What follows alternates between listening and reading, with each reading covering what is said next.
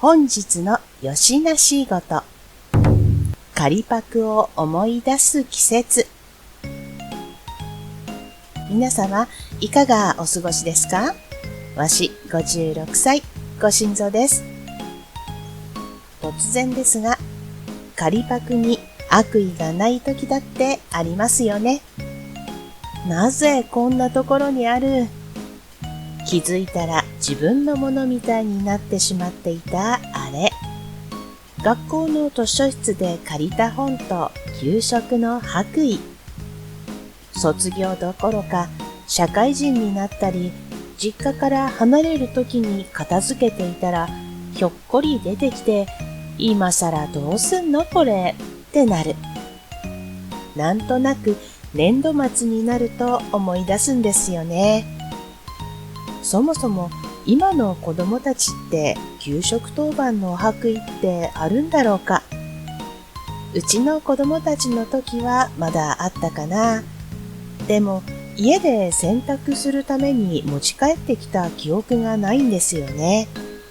私みたいに忘れてそのまんまなんて人がいるから、学校でまとめてクリーニングとかしているんでしょうね。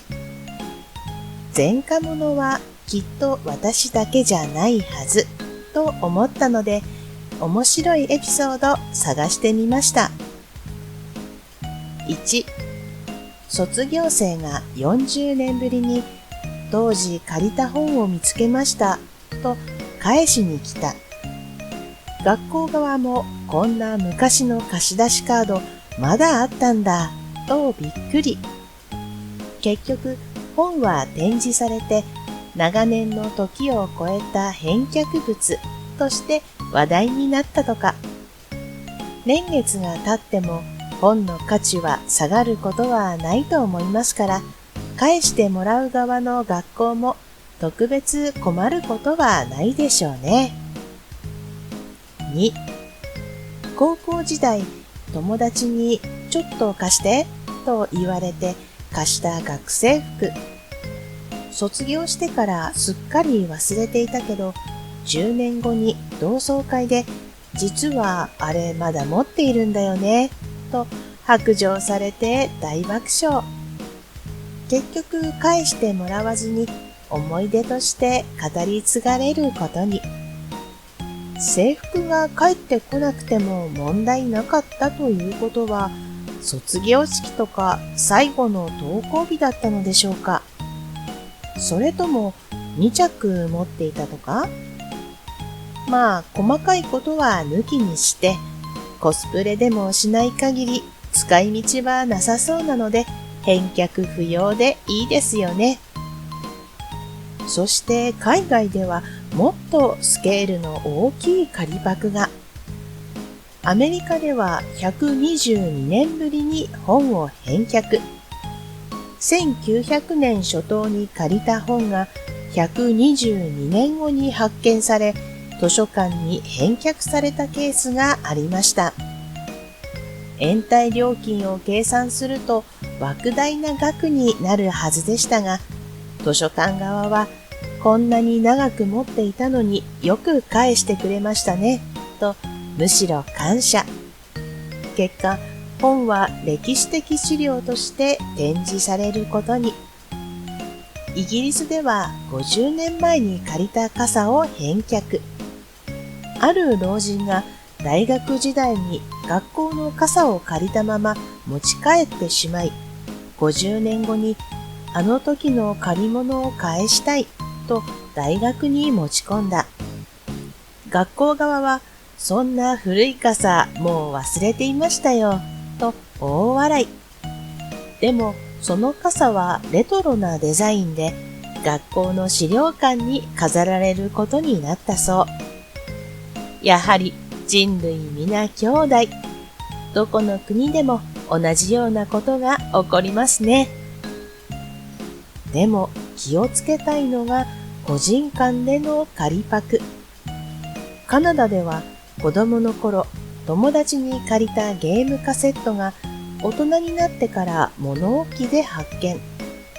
20年ぶりに連絡して、今更だけど返したいと申し出たら、友達はもういいよ、それあげるよ、と爆笑。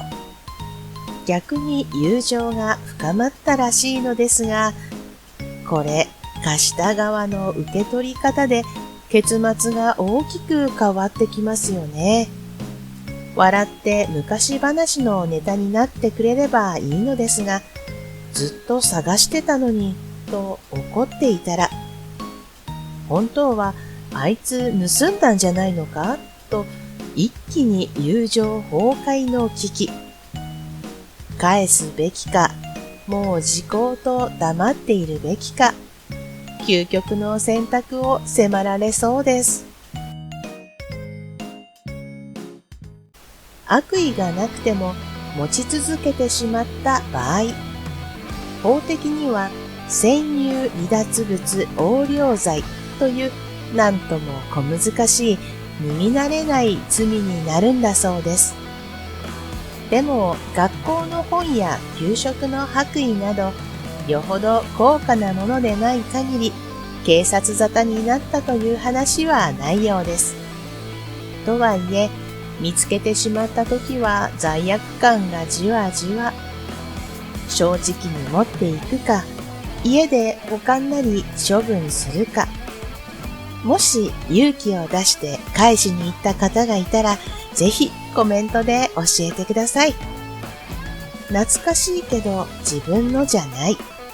そんなものが埋まっていないか、しばらく手をつけていない押し入れや物置など、断捨離も兼ねてチェックしてみませんか？それではまたごきげんよ